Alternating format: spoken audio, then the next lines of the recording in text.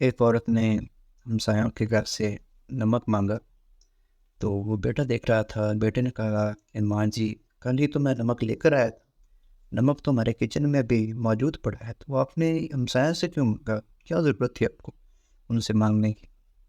تو ماں تھی, خیر اچھی تھی ماشاء اللہ, والدین نے اچھی پرورش کی تھی, ان کی اچھی تربیت کی ہوئی تھی.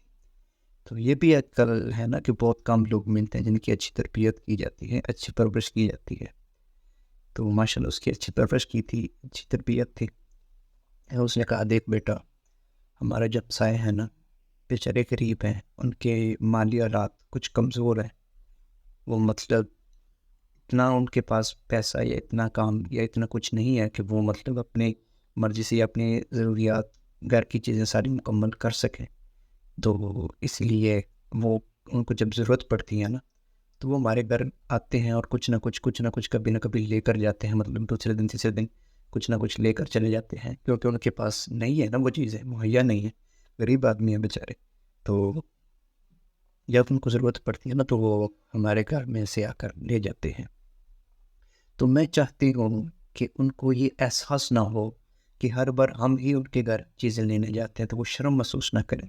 بلکہ میں اس لیے نمک لینے کے لیے, مجھے بھی پتا تھا کہ میرے گھر میں بھی نمک پڑا ہے, لیکن مجھے یہ بھی یقین تھا کہ ان کے گھر میں کم از کم نمک تو ہوگا. تو نمک میں نے اس لیے مانگا تھا کہ انہیں بھی یہ احساس ہو کہ محلہ داری میں ہم سالوں سے ایک دوسرے سے چیزیں لینی چاہیے, اور لے لینی چاہیے ضرورت پڑنے پر. اس میں کوئی آر یا کوئی شرم محسوس نہیں کرنی چاہیے, بلکہ ایک دوسرے سے چیزیں لے لینی چاہیے. بیٹا بھی متاثر ہوگا ماشاء اللہ, پھر ماں کی تربیت اچھی تھی, پرورش اچھی کی ہوئی تھی, تو خیر بیٹے کی بھی اچھی تھی. بیٹا بھی بات کو سمجھا, تو اس نے بھی کہا ٹھیک ہے ماں, اس کے بعد مطلب میں اس طرح کی کوئی بات نہیں کروں گا, اور کوشش کروں گا کہ ان کی میں نا کچھ نہ کچھ کبھی نہ کبھی ہیلپ کرتا رہوں گا, اور اپنے کام کے ساتھ ساتھ نا ان کی بھی مدد کرتا رہوں گا. تو ہمارے معاشرے میں بھی کچھ اس طرح کے معاملات چل رہے ہیں. ایک سے دوسری بار جب ہمارے گھر میں کوئی ساتھ والا ہمسایہ کوئی چیز لینے آ جاتا ہے تو ہمارے سر کو پیڑ چڑھ جاتی, ہم دروازہ تک نہیں کھولتے, وہ بیچارہ دروازہ نوک کر کے تھک جاتا ہے, بیل دے کر تھک جاتا ہے. لیکن ہمیں پتہ چل جاتا ہے کہ ہمسایہ ہے, کچھ نہ کچھ چیز لینے ہی ہے, اور یہ میں یقین ہوتا ہے.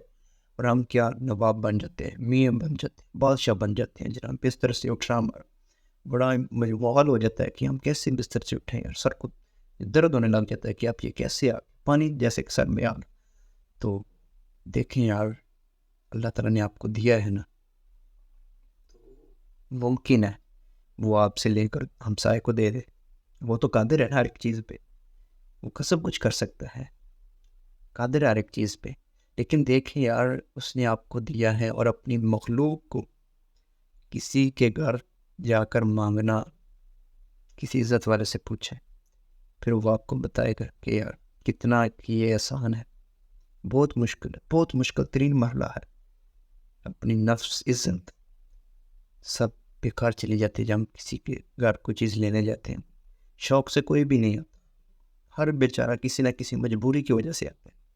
لیکن جب اس سے ریئیکشن غلط ملتا ہے نا, آگے سے اس کو کچھ اور ہی ریئیکشن ملتا ہے, تو اس کا دل ٹوٹ جاتا ہے یار, اس کو نفرت ہونے لگ جاتی ہے اس دنیا سے.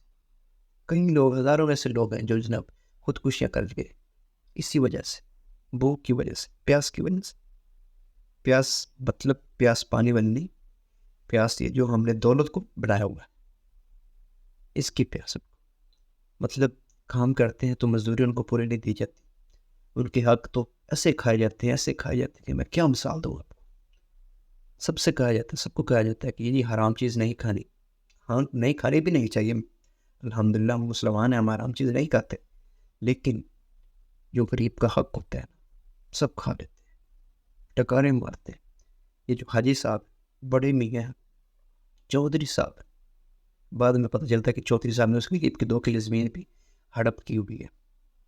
اس غریب کی گاڑی بھی اس نے ہڑپ کر لی تھی, اس کا بچہ اس نے اپنے فارم میں لگایا ہوا ہے, اس کو تنخواہ بھی نہیں دے رہا. یہ چودھری صاحب کے حالات ہے, یہ میاں صاحب کے حالات.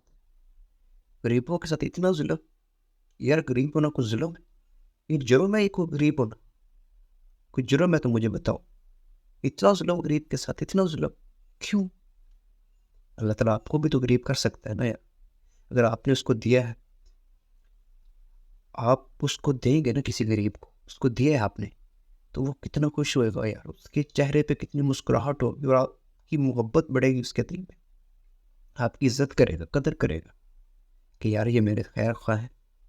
لیکن جب آپ ان کو جھڑکتے ہیں نا، ان کو آپ برداشت نہیں کر سکتے اپنے چہرے مطلب اپنے دروازے پہ، تو ان کو جب جھڑکتے ہیں نا تو ان کا دل ٹوٹ جاتا ہے یار، ان کو یہ لگتا ہے کہ یار اس دنیا میں ہمارا تو ہے ہی کوئی نہیں۔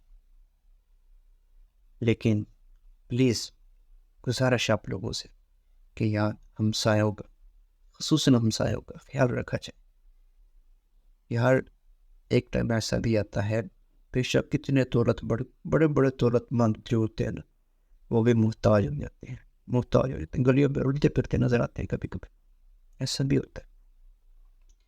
لیکن جب آپ فوت ہو جاتے ہیں تو یہ جو غریب جس کو آپ ٹھکرا رہے ہوتے ہیں، یہ جناب آپ کا جنازہ اسی غریب کے کاندھوں پہ ہوتا ہے، آپ کی قبر کی کھدائی یہی غریب کرتا ہے، آپ کے مال کو، ڈنگروں کو چارہ یہی غریب ڈال رہا ہوتا ہے، آپ کے دوسرا متام جو ہوتا ہے افسوس کرنے کے لیے جو ہوتی بیٹھی جاتے ہیں، جو لوگ بیٹھتے ہیں، سب سے پہلے غریب ہوتا ہے وہاں پہ۔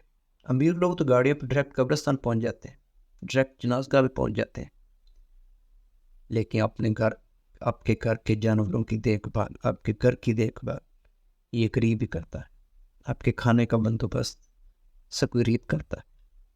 امیر لوگوں کو تو خیال نہیں ہوتا، وہ تو ڈائریکٹ قبروں پہ چلے جاتے ہیں، جنازہ گاہ کی طرف چلے جاتے ہیں۔